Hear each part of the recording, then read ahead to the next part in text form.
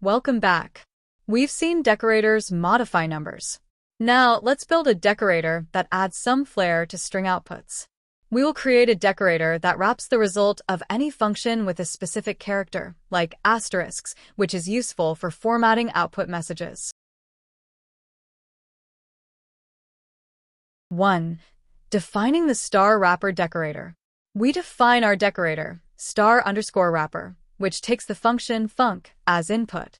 The inner wrapper calls func, passing all arguments via *args and *quargs, and stores the string result.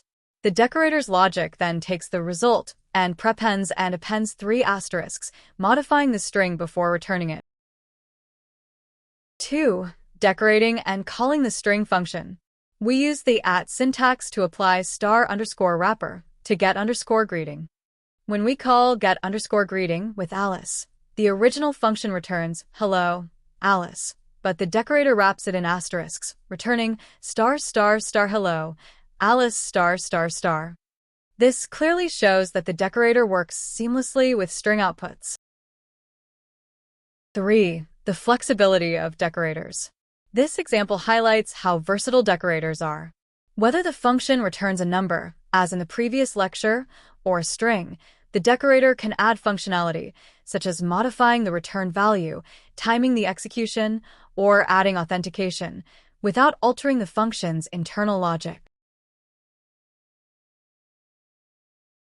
To summarize, we use the decorator pattern and the syntax to add structural modification to a string result.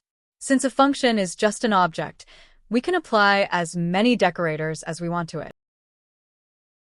Okay, our next lecture 13.12. Decorator chaining. See you there.